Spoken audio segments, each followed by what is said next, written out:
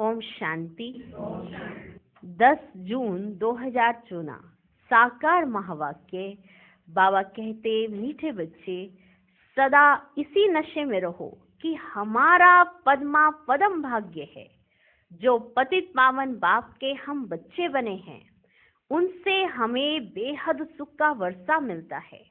आज का प्रश्न, तुम बच्चों को किसी भी धर्म से घृणा व नफरत नहीं हो सकती है, क्यों? उसका उत्तर यही है, क्योंकि तुम बीज और झाड़ को जानते हो। तुम्हें पता है ये मनुष्य सृष्टि रूपी बेहद का झाड़ है। इसमें हर एक का अपना अपना पार्ट है। नाटक में कभी भी एक्टर्स एक दूसरे से घृणा नहीं करेंगे। तुम जानते हो, हमने इस नाटक में हीरो हीरोइन का पार्ट बजाया। हमने जो सुख देखे वह और कोई देख नहीं सकता। तुम्हें अथाह खुशी है कि सारे विश्व पर राज्य करने वाले हम हैं। ओम शांति। ओम शांति कहने से ही बच्चों को जो नॉलेज मिली है वह सारी बुद्धि में आ जानी चाहिए। क्या कहने से? ओम शांति। तो जो नॉलेज मिली है वो बच्चों की बुद्धि में आ जानी चाहिए। बाप की भी बुद्धि में कौन सी नॉलेज है? ये मनुष्य सृष्टि रूपी झाड़ है, जिसे कल्प वृक्ष भी कहते हैं। उसकी उत्पत्ति, पालना, फिर विनाश कैसे होता है, सारा बुद्धि में आना चाहिए। जैसे वह जड़ झाड़ होता है ना, और यह है चैतन्य। बीज भी चैतन्य है, उनकी महिमा भी गाते हैं। वह सत्य है, चैतन्य है, अर्थात झाड़ के आदि मध्य अंत का राज समझा रहे हैं। कोई भी ऑक्यूपेशन को जानता नहीं है, बाहर में तो कोई नहीं जानता। प्रजापिता ब्रह्मा के ऑक्यूपेशन को भी जानना चाहिए ना। ब्रह्मा को कोई याद नहीं करते, जानते ही नहीं है। अजमेर में ब्रह्मा का मंदिर है, त्रिमूर्ति चित्र छपाते हैं, उनमें ब्रह्मा विष्णु शंकर हैं। ब्रह्मा देवताए नमः कहते हैं। अब तुम बच्चे जानते हो, इस समय ब्रह्मा को देवता नहीं कहा जाता है। जब संपूर्ण बने तब देवता कहा जाए। संपूर्ण बन चले जाते हैं सूक्ष्म तन में। जब ब्रह्मा बाबा संपूर्ण हो गए तो चले गए सूक्ष्म तन में। बाबा कहते हैं, तुम्हारे बाप का नाम क्या है? किससे पूछते हैं? आत्मा से। आत्मा कहती है, हमारा बाबा। जिसको मालूम नहीं है कि किसने कहा, वह तो प्रश्न पूछ ना सके। जिसको ये पता ना हो कि ये बात किसने कही है, तो वो तो आगे प्रश्न पूछ ना सके। अब बच्चे समझ तो गए हैं, बरोबर दो बाप सबके हैं। ज्ञान तो एक ही बाप देते हैं। अभी तुम बच्चे समझते होंगे, ये शिव बाबा का रथ है। बाबा इस रथ द्वारा हमको ज्ञान सुनाते हैं। एक तो यह है जिस्मानी ब्रह्मा बाप का रथ, दूसरा फिर रूहानी बाप का यह रथ है। एक तो जिस्मानी ब्रह्मा बाप का यह रथ है, उनका अपना शरीर, और फिर दूसरा रूहानी बाप का यह रथ है। उस रूहानी बाप की महिमा है सुख का सागर, शांति का सागर, प्यार का सागर। पहले तो ये बुद्धि में रहेगा, ये बेहद का बाप है, जिससे बेहद का वर्षा मिलता है। पावन दुनिया के मालिक बनते हैं। निराकार को बुलाते हैं, पतित पावन आओ, आओ पतित पावन आओ। आत्मा ही बुलाती है ना, किसने बुलाया? आत्मा ही तो बुलाती है। जब पावन आत्मा है तब नहीं बुलाते। जब आत्मा पवित्र है, सुख में है, तब नहीं बुलाते हैं। जब दुख होता है, आत्मा पतित है, उसमें ताकत कम हो गई है, तभी तो ईश्वर को बुलाते हैं। पतित हैं तो पुकारते हैं। अब तुम आत्मा जानती हो, वह पतित पावन बाप इस तन में आया है, ये भूलना नहीं है। हम उनके बने हैं। ये सौभाग्य तो क्या, पद्मा पदम भाग्य की बात है। एक है सौभाग्य की बात, आपका तो सौभाग्य है। ये पद्मा पदम भाग्य की बात है। फिर उस बाप को भूलना क्यों चाहिए? इस समय बाप आए हैं, ये नई बात है। शिव जयंती भी हर वर्ष मनाई जाती है, तो जरूर वे एक बार ही आते हैं। लक्ष्मी नारायण सतयुग में थे, इस समय नहीं है, तो समझाना चाहिए उन्होंने पुनर्जन्म लिया होगा। किन्होंने? लक्ष्मी नारायण ने पुनर्जन्म लिया होगा। 16 कला से 12-14 कला में आए होंगे। ये तुम्हारे बिना कोई नहीं जानते। सतयुग कहा जाता है नई दुनिया का, यही कहा जाता है ना, नई दुनिया को ही कहा जाएगा ना सतयुग। वहां सब कुछ नया ही नया है। देवता धर्म नाम भी गाया जाता है। वही देवताएं जब वहां मार्ग में जाते हैं ना बच्चे, तो फिर उनको नया भी नहीं तो देवता भी नहीं कह सकते। जब वही देवी देवता वाम मार्ग में जाते हैं, माना नीचे उतरते हैं, तो उनको अब देवी देवता भी नहीं कह सकते और नया भी नहीं कह सकते। कोई भी ऐसे नहीं कहेंगे कि हम उनकी वंशावली हैं। अब कोई ऐसा भी नहीं कह सकता कि हम उनकी वंशावली हैं, तो कहेंगे संस्कार का है। कोई कहे हम तो बहुत ऊंच कुल के हैं, हम तो बहुत संस्कारी हैं, तो वो संस्कार दूसरे वाला कहेगा ना तुम्हारे में तो नहीं है। कहा जाएगा ना कि लगता तो है नहीं कि तुम उनकी वंशावली हो या उनके संस्कार तुम्हारे में है। भले कोई अपने संस्कार, कोई अपने वंशावली का ऐसे नाम बखान करता रहे, लेकिन संस्कार भी तो होने चाहिए ना। तो इसलिए अभी कोई ये नहीं कहेगा कि हम उनकी वंशावली हैं। अगर अपने को उस वंशावली के समझते, तो फिर उन्हों की महिमा अपनी निंदा क्यों करते? उनको कहते हैं ना आप सर्वगुण संपन्न, 16 कला संपूर्ण, हम नीच पापी कामी। अगर उन्हीं की वंशावली होते तो ये महिमा और निंदा ऐसे क्यों करते? महिमा जब करते हैं तो जरूर उन्हों को पवित्र और अपने को अपवित्र पतित समझते हैं। पावन से पतित बनते हैं, पुनर्जन्म लेते हैं। पहले पहले जो पावन थे वही फिर पतित बने हैं। तुम जानते हो पावन से अब पतित बने हैं। तुम स्कूल में पढ़ते हो ना बच्चे, ये एक स्कूल है। क्या ये स्कूल है?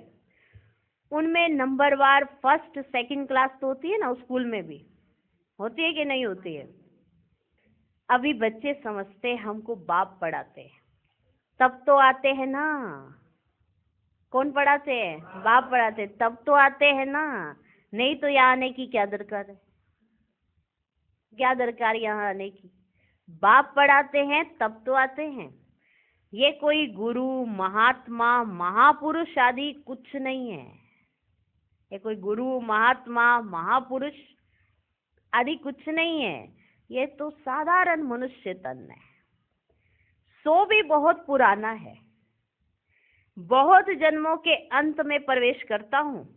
ये शिव बाबा ने कहा ब्रह्मा बाबा के लिए कि मैं इनके बहुत जन्मों के अंत में प्रवेश करता हूँ, और तो कोई इनकी महिमा नहीं, सिर्फ इसमें प्रवेश करता हूँ तब इनका नाम होता है। और तो ये साधारण है। हाँ, ये साधारण है, कोई साधु संत महात्मा महापुरुष नहीं है। देखो बाबा कैसे कहते, ये बताना चाहते हैं बच्चों को कि ऐसे कोई गुरु गोसाई ये वो नहीं है। मैं आता हूँ तब इनका नाम होता है। ये तो बहुत साधारण है। नहीं तो प्रजापिता ब्रह्मा कहाँ से आया? मनुष्य मूंझते तो जरूर है ना। बाप ने तुमको समझाया है तब तुम औरों को समझाते हो। ब्रह्मा का बाप कौन? ब्रह्मा विष्णु शंकर, उन्हों का रचयिता ये शिव बाबा है। बुद्धि ऊपर चली जाती है। परम पिता परमात्मा जो परम धाम में रहते हैं, उनकी यह रचना है। ब्रह्मा विष्णु शंकर का ऑक्यूपेशन अलग अलग है। कोई आपस में 3-4 होते हैं, सबका ऑक्यूपेशन अपना अपना होता है ना। अब 3-4 भाई बहन है, सब भले एक ही काम कर रहे हो, लेकिन सबका ऑक्यूपेशन अलग अलग ही होता है ना। पार्ट हरेक का अपना अपना है। किसी की भी चलन एक दूसरे से मैच नहीं करती है। हर एक का पार्ट अलग अलग है, अपना अपना है। इतनी करोड़ों आत्माएं हैं, इतनी करोड़ों आत्माएं, एक का पार्ट ना मिले दूसरे से। ये वंडरफुल बातें समझी जाती है। कितने ढेर मनुष्य हैं, अभी चक्र पूरा होता है, अंत है ना, सब वापिस जाएंगे। कहाँ जाएंगे? वापिस कहाँ पर? परम धाम, अपने घर जाएंगे। फिर से चक्र रिपीट होना है। बाप ये सब बातें भिन्न भिन्न प्रकार से समझाते रहते हैं, नई बात नहीं है। कहते हैं कल्प पहले भी समझाया था। बहुत लवली बाप है। ऐसे बाप को तो ना बहुत प्यार से याद करना चाहिए। तुम भी बाप के लवली बच्चे हो ना, बाप को याद करते आए हो। पहले सब एक की पूजा करते थे, पहले सब एक ही की पूजा करते थे, भेदभाव की बात ही नहीं थी, सब एक ही की पूजा करते थे, तो कोई भेदभाव ही नहीं था। अभी तो कितना कितना भेदभाव है। ये राम के भक्त हैं, ये श्री कृष्ण के भक्त हैं, दोनों अलग अलग है ना। जो राम के भक्त वो श्री कृष्ण के नहीं है, जो श्री कृष्ण के हैं वो राम के नहीं है, सब अलग अलग। राम के भक्त धूप जगाते, अगर राम के भक्त धूप जगाते हैं ना, तो श्री कृष्ण का नाक बंद कर देते हैं। हाँ, देखो सुनो कितनी वंडरफुल बात है। जब राम के भक्त धूप जलाते हैं ना, तो श्री कृष्ण का नाक बंद कर देते हैं। ऐसी भी कुछ बातें शास्त्रों में है कि उनकी भक्ति का असर उनके ऊपर ना जाए। हाँ, जो भी ऐसी शास्त्रों में बातें लिखी हुई हैं, वह कहे हमारा भगवान बड़ा, वह कहे हमारा बड़ा, दोनों भगवान समझ लेते हैं। तो रोंग होने के कारण सब अनराइटियस काम ही करते हैं। वो कहेंगे हमारे राम जी बड़े, श्री कृष्ण कहेंगे हमारे श्री कृष्ण जी बड़े, और शंकर जी के कहेंगे शंकर जी बड़े, और विष्णु जी के कहेंगे विष्णु जी बड़े। तो हर तरफ से भगवान अलग अलग हो गए। क्यों? क्योंकि हर एक ने समझ लिया हमारा भगवान बड़ा है, तुम्हारा तो वो देखो क्या करते थे, वो कहते थे वो क्या करते थे, वो क्या करते थे, तो चरित्र गायन करना शुरू कर देते हैं। तो ये है रोंग बातें। वो है देवी देवता, भगवान नहीं। भगवान ने उनको ऐसा बनाया, वो भगवान नहीं, भगवान ने ऐसा बनाया जो आज दिन तक उनकी महिमा होती है। तो ये रोंग होने के कारण सब अनराइटियस काम ही करते हैं। बाप समझाते हैं बच्चे, भक्ति भक्ति है, ज्ञान ज्ञान है, और भक्ति का फल ज्ञान है। तो जब ज्ञान मिल जाता है तो भक्ति छूट जाती है। और कई आत्माएं इस डर से फिर से भक्ति करना शुरू कर देती है कि कहीं कोई देवी देवता नाराज ना हो जाए। वो इष्ट देवी देवता उनको नाराज नहीं करना, लेकिन ये ज्ञान समझना नहीं है कि वो देवी देवता इसी ज्ञान से देवी देवता बने। ये बात समझना नहीं चाहते। तो इसलिए कई ज्ञान में चल कर फिर कहते देखो हमारे पे कितनी मुसीबतें आ गई ना, इसलिए हमने भक्ति छोड़ी ना, इसलिए ऐसा हुआ। तो कई चार लोग और भी बोलने आ जाते हैं, तुमने वो भक्ति छोड़ी ना, इसलिए तुम्हारे साथ ऐसा हुआ। नहीं तो पहले देखो तुम्हारी हर बात पूरी हो जाती थी, पहले तुम्हारे को हर बात जैसे सोचते थे पूरी हो जाती। अब देखो तुम्हारे पर कितने कष्ट आ रहे हैं। हाँ, वो कष्ट नहीं होते हैं, वो तो परीक्षा है तुम्हारी। जज भी तो करना पड़ेगा ना। परमात्मा तुमको अपने बराबर बनाने चला है, तो तुम्हारी परीक्षा भी तो उतनी ही होगी। पहले तुम भक्त बन के मिलते थे, अभी तुम बच्चा बनोगे, अडॉप्ट हो रहे हो, गोद में जाओगे, तो इतना सब कुछ मिलना है तुमको। तो सोचो, तो कुछ तो क्रॉस करना पड़ेगा, देखना तो पड़ेगा ना कि ये हाँ ये सब चीजें मेरे लायक हैं कि नहीं है। तो कई इसलिए डर जाते हैं कि हमने भक्ति छोड़ी तो हमारे साथ ऐसा हो गया। तो फिर कहीं थोड़े समय ज्ञान में चलते फिर से वही धूप बत्तियां करना शुरू कर देते हैं, वही माला फेरना, वही धूप बत्ती करना वो शुरू कर देते हैं। तो घबरा जाते हैं। तो कहा जाता है फिर उनकी भक्ति अभी पूरी नहीं, उन्हें समझ ही नहीं आई कि ज्ञान मिला कैसे है। और ज्ञान को समझ कहा जाता है, भक्ति को क्या कहा जाता है, हमें अज्ञान होता है। भक्ति में हम भटकते रहते हैं, इधर भी जाएंगे, उधर भी जाएंगे, उधर भी करेंगे, भटकते रहते हैं, और ज्ञान में भटकना बंद हो जाता है। समझ आ जाती है कि अभी करना क्या है। अब जिसको समझ आ जाती है उसका डर निकल जाता है, और फिर इसलिए दुनिया वाले कहते हैं ये देखो नास्तिक हो गए। और जो जिसको ज्ञान समझ आ जाता है वो कहता है मैं ही आज आस्तिक हुआ हूँ रियल में, क्योंकि अब मैं 24 घंटे याद कर सकता हूँ, चलते फिरते उठते बैठते याद कर सकता हूँ। भक्ति में थोड़े समय बैठेंगे, फिर छुट्टी काटेंगे, फिर बुद्धि इधर जाएगी, फिर छुट्टी काटेंगे, बुद्धि को इधर उधर से एकाग्र करने की कोशिश करते रहते हैं। तो बाबा कहते बच्चों को समझाते हैं भक्ति भक्ति है, ज्ञान ज्ञान है। ज्ञान का सागर एक ही बाप है, बाकी वे सब है भक्ति के सागर। ज्ञान से सदगति होती है। अभी तुम बच्चे ज्ञानवान बने हो, बाप ने तुम्हें अपना और सारे चक्र का भी परिचय दिया है जो और कोई दे ना सके। और किसी ने बताया ये चक्र कैसे फिरता है, क्या क्या हुआ तुम्हारे साथ, ऐसा क्यों हुआ, किसी ने समझाया, और कोई दे ना सके। इसलिए बाप कहते हैं तुम बच्चे हो स्वदर्शन चक्रधारी। परम पिता परमात्मा तो एक ही है, बाकी सब बच्चे ही बच्चे हैं। भले कोई किसी भी धर्म का हो, वो है तो परम पिता परमात्मा की संतान ही ना। सब बाकी सब बच्चे ही बच्चे हैं। परम पिता अपने को कोई कह ना सके। जो अच्छे समझदार मनुष्य हैं समझते हैं ये कितना बड़ा ड्रामा है। उनमें सब एक्टर्स अविनाशी पाठ बजाते हैं। वे छोटे नाटक तो विनाशी होते हैं ना, ये है अनादि अविनाशी, कभी बंद होने वाला नहीं है। इतनी छोटी आत्मा, इतनी छोटी सी आत्मा, इतना बड़ा पाठ मिला हुआ है। अब आत्मा यहाँ बैठती है, कितनी छोटी होती है, इतनी छोटी सी आत्मा, और पाठ देखो उसे कितना बड़ा मिला हुआ है। शरीर लेने और छोड़ने का और पाठ बजाने का, इस आत्मा के अंदर ये नूंद है। शरीर लेने का, शरीर छोड़ने का, और जो शरीर लिया है उसमें पार्ट प्ले करने का। देखो हमें पिछले जन्म का कुछ याद नहीं है, इस जन्म में भी कई ऐसी बातें हैं जो बचपन से लेकर अभी तक याद नहीं है। हर दिन कैसे कैसे भूल जाते हैं। आत्मा को इस जन्म में भी कई बातें याद नहीं है। जितने भी साल बिताए हर दिन याद है क्या? जो बात लग जाती है, दिल पे लग जाती है, दिमाग में लग जाती है, तो वो बात घूमती रहती है तो याद रहती है, या किसी से बांटते हैं तो वो याद रहती है, वरना आत्मा भूलती जाती है। अभी कल के दिन में भी आपने 24 घंटे में क्या क्या किया एक्यूरेट आपको याद नहीं होगा।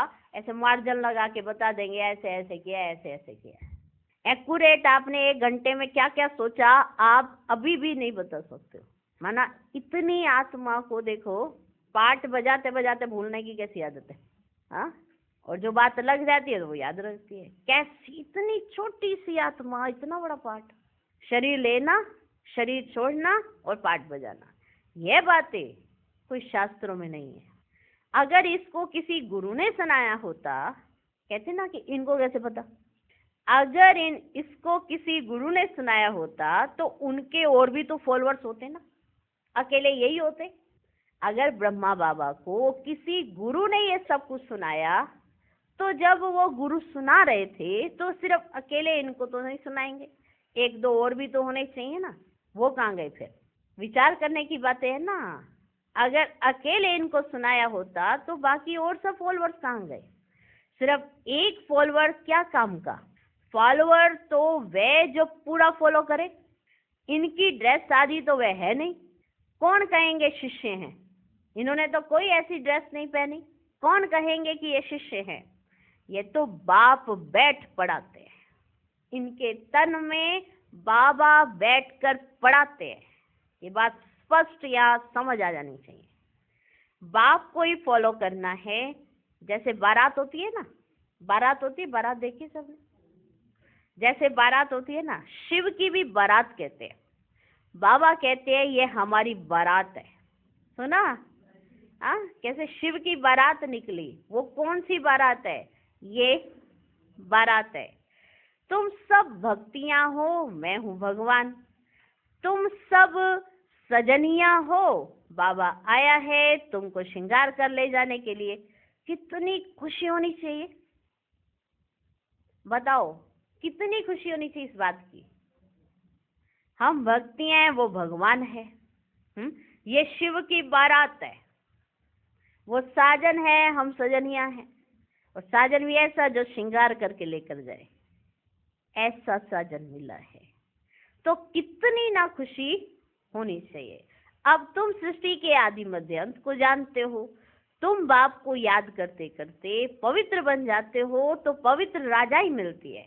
बाप समझाते मैं आता ही हूँ अंत में, मुझे बुलाते ही हैं पावन दुनिया की स्थापना और पति दुनिया का विनाश कराने आओ। इसलिए मुझे महाकाल भी कहते हैं। महाकाल का भी मंदिर होता है। देखो आज बाबा कैसे समझानी भी दे रहे हैं और बात भी कर रहे हैं। काल के मंदिर तो देखते हैं ना, शिव को काल कहेंगे ना, बुलाते हैं कि आकर पावन बनाओ, आत्माओं को ले जाते हैं। बेहद का बाप कितनी ढेर आत्माओं को लेने के लिए आए हैं। बाबा आए हैं ना, इतनी ढेर आत्माओं को ले जाने के लिए। काल काल महाकाल सब आत्माओं को पवित्र गुलगुल बनाकर ले जाते हैं। गुलगुल बन जाएं तो फिर बाप भी ले चलेंगे गोद में। अगर पवित्र नहीं बनेंगे ना तो सजाएं खानी पड़ेंगी। फर्क तो रहता है ना, एक पवित्र बनकर जाना, एक अपवित्र होंगे तो सजाएं खाकर जाना, फर्क तो रहता है ना। पाप रह जाते हैं तो फिर सजा खानी पड़े, पद भी ऐसा मिलता है। इससे बाप समझाते हैं मीठे बच्चों, बहुत बहुत मीठा बनो। कृष्ण सबको मीठा लगता है ना, कितना प्रेम से कृष्ण को झूला झुलाते हैं। ध्यान में कृष्ण को छोटा देख झट गोद में उठाकर प्यार करते हैं। हाँ, ध्यान में जाते तो श्री कृष्ण छोटा सा दिखाई पड़ता ना, तो झट गोद में उठा लेते हैं। वैकुंठ में चले जाते हैं, वहां कृष्ण को चैतन्य रूप में देखते हैं। अभी तुम बच्चे जानते हो सचमुच वैकुंठ आ रहा है। जिस वैकुंठ को तुम ध्यान में देखते हो वो सचमुच का आ रहा है। हम भविष्य में यह बनेंगे। श्री कृष्ण पर कलंक लगाते हैं, ये सब रोंग है। ये सब बातें रोंग है। जो ये कलंक लगाते हैं ना, वे सब रोंग है। तुम बच्चों को पहले नशा चढ़ना चाहिए। क्या चढ़ना चाहिए? नशा, खुशी होनी चाहिए। शुरू में बहुत साक्षात्कार हुए थे, फिर पिछाड़ी में बहुत होंगे। जैसे शुरू में बहुत हुए ऐसे ही पिछाड़ी में बहुत होंगे। ये बात भूलना मत। ज्ञान कितना रमणीक है, कितनी खुशी रहती है। भक्ति में तो कुछ भी खुशी नहीं रहती। भक्ति वालों को ये थोड़ी मालूम रहता है कि ज्ञान में कितना सुख है, भेंट कर ही ना सके। उनको पता ही नहीं रहता कि ज्ञान मार्ग में कितना सुख है, क्योंकि भक्ति छोड़कर आना नहीं चाहते तो ज्ञान समझ ही नहीं आता। हाँ, क्योंकि भक्ति पूरी हो तो ज्ञान समझ भी आ जाए, तो भेंट तो कर ना सके। तुम बच्चों को पहले ये नशा चढ़ना चाहिए। ये ज्ञान सिवाय बाप के कोई भी ऋषि मुनि आदि दे नहीं सकते। लौकिक गुरु तो किसको भी मुक्ति, जीवन मुक्ति का रास्ता बता ही नहीं सकते। तुम समझते हो कोई भी मनुष्य गुरु हो ही नहीं सकता जो कहे हे आत्माओं, बच्चों मैं तुमको समझाता। बाप को तो बच्चे बच्चे कहने की प्रैक्टिस है। हाँ, कोई भी गुरु तो ऐसे कह ना सके बच्चे बच्चे बच्चे, हाँ ऐसे। और बाबा को तो बच्चे बच्चे कहने की प्रैक्टिस है। जानते हैं ना, ये हमारी रचना है। ये बाप भी कहते हैं मैं सबका रचयिता हूँ, तुम सब भाई भाई हो। उनको पाठ मिला है, कैसे मिला है वे बैठ समझाते हैं। आत्मा में ही सारा पाठ भरा हुआ है। जो भी मनुष्य आते हैं ना, 84 जन्मों में कभी एक जैसे फीचर्स मिल ना सके। आपकी आत्मा को 84 जन्म में एक जैसे फीचर्स नहीं मिलेंगे। थोड़ी थोड़ी चेंज होती जरूर है, भले जास्ती नहीं, थोड़ी थोड़ी चेंज जरूर होती है। तत्व भी सतो रजो तमो होते हैं कि नहीं होते हैं? हर तत्व भी सतो रजो तमो में आते हैं। हर जन्म के फीचर्स एक ना मिले दूसरे से, यह भी समझने की बातें बाप रोज समझाते रहते हैं। मीठे बच्चे, बाप में कभी संशय नहीं लाओ। संशय और निश्चय दो ही अक्षर है ना बच्चे। एक संशय, एक निश्चय। या तो थोड़ा सा डाउट है या बिल्कुल डाउट क्लियर है, दो ही बातें होती है, संशय और निश्चय। कोई कहे नहीं अभी मेरे को संशय है, थोड़ा थोड़ा निश्चय होता जा रहा है, ऐसा कभी नहीं होता। या तो संशय है या तो निश्चय है, दो अक्षर है ना, बाप माना बाप, इसमें संशय तो हो ना सके। बच्चा कह ना सके कि मैं बाप को याद कर नहीं सकता। तुम घड़ी घड़ी कहते हो योगी नहीं लगता, योगी नहीं लगता, ये घड़ी घड़ी कहते रहते हो। कैसा लगता होगा बाबा को? बच्चा कह रहे बाबा याद ही नहीं आ रही, आपकी याद ही नहीं आ रही है, मुंह से बाबा भी कह जा रहे हैं और बोल रहे याद ही नहीं आ रही, याद ही नहीं आ रही। कैसा लगता हो? लौकिक में भी बच्चा कहे मम्मी डैडी आजकल मुझे याद ही नहीं रहता आप मेरे मम्मी डैडी हो। हाँ, एक बार समझ आ गई तो फिर ये भूलना थोड़ा ही चाहिए। तो बाबा कहते तुम ही कहते हो ना घड़ी घड़ी, क्या कहते हो? योगी नहीं लगता। योग अक्षर ठीक नहीं है, तुम हो राज ऋषि, तुम तो राज ऋषि हो। ऋषि अक्षर पवित्रता का है, तुम राज ऋषि हो तो जरूर पवित्र होंगे। थोड़ी बात में फेल होने से फिर राजाई मिल ना सके। कोई थोड़ी सी भी बात में फेल हुए तो राजाई नहीं मिल सकती, प्रजा में चले जाते हैं, कितना घाटा पड़ जाता है सोचो। नंबरवार पद तो होते हैं ना, एक का पद ना मिले दूसरे से, यह बेहद का बना बनाया ड्रामा है, सिवाय बाप के कोई समझा ना सके। तो तुम बच्चों को कितनी खुशी होनी चाहिए, कितनी खुशी होती है। जैसे बाप की बुद्धि में सारा ज्ञान है ना, वैसे तुम्हारी भी बुद्धि में है। बीज और झाड़ को समझना है। मनुष्य सृष्टि का झाड़ है, इनके साथ एक बैनन ट्री होता है ना, उसका मिसाल दिया जाता है ना, बिल्कुल एक्यूरेट है वो बच्चे। बुद्धि भी कहती है हमारा आदि सनातन देवी देवता धर्म का तो जो थुर था वो तो प्राय लोप ही हो गया है, थुर है ही नहीं, झाड़ ऐसे खड़ा है बाकी थुर है ही नहीं। बाकी सब धर्मों की टाल टालियां आदि खड़ी हुई हैं। ड्रामानुसार बच्चे ये सब भी होना ही है, इसमें घृणा नहीं आती। नाटक में एक्टर्स को कभी घृणा आएगी क्या? बाप कहते तुम पतित बन गए हो, फिर पावन बनना है। तुम जितना सुख देखते हो उतना और कोई नहीं देखते। तुम हीरो हीरोइन हो, विश्व पर राज्य करने वाले हो, तो अथाह खुशी होनी चाहिए ना तुमको। भगवान पढ़ाते हैं, कौन पढ़ा रहे हैं? भगवान पढ़ाते हैं। कौन पढ़ा रहे हैं? कौन पढ़ाते हैं? भगवान पढ़ाते हैं। कितना रेगुलर पढ़ना चाहिए, इतनी खुशी होनी चाहिए। जिसको भगवान पढ़ाते हो वो कभी मिस कर सकते? वो तो डंके की चोट पर कहेंगे कि हमको भगवान पढ़ाते हैं, हम मिस नहीं कर सकते, क्योंकि हमें डायरेक्ट भगवान पढ़ाते हैं। तो कितनी खुशी होनी चाहिए। बेहद का बाप हमें पढ़ाते हैं। राजयोग भी बाप ही सिखलाते हैं, कोई शरीरदारी तो सिखला ना सके। बाप ने आत्माओं को सिखलाया है, आत्मा ही धारण करती है। बाप एक ही बार आते हैं पाठ बजाने, आत्मा ही पाठ बजाकर एक शरीर छोड़ दूसरा लेती है। आत्माओं को बाप पढ़ाते हैं, देवताओं को नहीं पढ़ाएंगे। हाँ, आत्माओं को पढ़ाते हैं, देवताओं को नहीं पढ़ाएंगे। वहां तो देवताएं देवताओं को ही पढ़ाएंगे। संगम युग पर बाप ही पढ़ाते हैं पुरुषोत्तम बनाने के लिए, तुम ही पढ़ते हो। यह संगम युग एक ही है जब तुम पुरुषोत्तम बनते हो। सत्य बनाने वाला, सत्युग की स्थापना करने वाला एक ही सच्चा बाबा है। अच्छा, मीठे मीठे सिकिलधे बच्चों प्रति माता पिता बाप दादा का याद प्यार और गुड मॉर्निंग। रूहानी बाप की रूहानी बच्चों को नमस्ते। हम रूहानी बच्चों की भी रूहानी बाप को नमस्ते नमस्ते नमस्ते। Good morning, good morning, good morning. धारणा के लिए मुख्य सार, पहला पॉइंट, संगम युग पर डायरेक्ट भगवान से पढ़ाई पढ़कर ज्ञानवान आस्तिक बनना और बनाना है। कभी भी बाप व पढ़ाई में संशय नहीं लाना है। दूसरा पॉइंट, बाप समान लवली बनना है। भगवान हमारा श्रृंगार कर रहे हैं। इस खुशी में रहना है, किसी भी एक्टर से घृणा व नफरत नहीं करनी है। हर एक का इस ड्रामा में एक्यूरेट पार्ट है।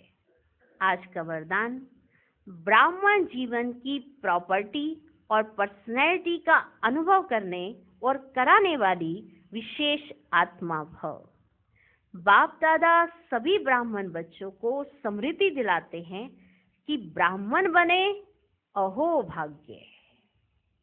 लेकिन ब्राह्मण जीवन का वर्षा प्रॉपर्टी संतुष्टता है और ब्राह्मण जीवन की पर्सनैलिटी प्रसन्नता है।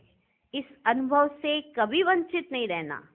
अधिकारी हो, जब दाता वरदाता खुली दिल से प्राप्तियों का खजाना दे रहे हैं तो उसे अनुभव में लाओ और औरों को भी अनुभवी बनाओ, तब कहेंगे विशेष आत्मा। स्लोगन, लास्ट समय का सोचने के बजाय लास्ट स्थिति का सोचो कि लास्ट में हमारी स्थिति कैसी होनी चाहिए। कई लास्ट समय का सोचते रहते हैं। लास्ट घड़ी क्या होएगा, मेरा शरीर कैसे छूटेगा, पता नहीं पानी लेके जाएगा, धरती फटेगी या ऊपर से कुछ गिरेगा, पता नहीं कैसे छूटेगा, बेड पे छूटेगा, खड़े खड़े छूटेगा, हार्ट अटैक पेनफुल वाला आएगा। ये लास्ट समय का सभी आत्माएं इस पे विचार करती है, सीन इमर्ज करती है। पहाड़ों पे पानी आ गया, पानी लेकर चला गया, कुछ भी, माना कैसे छूटेगा, मेरा शरीर कैसे छूटेगा। माना बहुत सी ऐसी बातें होती है जो आत्मा अपने आप में सोचती रहती है कि लास्ट समय मेरा कैसा होगा, पर ये नहीं सोचती कि लास्ट समय मेरी स्थिति कैसी होगी। तो बाबा ने कहा स्थिति सोचो कि उस लास्ट समय आपकी स्थिति कैसी होगी। क्या उस समय मेरे को बाबा की याद आ रही होगी? क्या उस समय मेरी बुद्धि औरों से हट चुकी होगी? क्या उस समय कोई भी किसी भी तरह का पेपर आया तो मैं परम धाम घर की तरफ जा सकूंगी आत्मा? लास्ट स्थिति के बारे में सोचो, क्या मेरी कर्मातीत अवस्था हो चुकी होगी? स्थान के बारे में नहीं, उस सिचुएशन के बारे में नहीं कि ऐसे धरती फटेगी या ऊपर से बादल गिरेंगे या क्या होगा, बिजली कड़केगी, ये सब नहीं। लास्ट समय का सोचने के बजाय लास्ट स्थिति का सोचो। ओके, ओम शांति।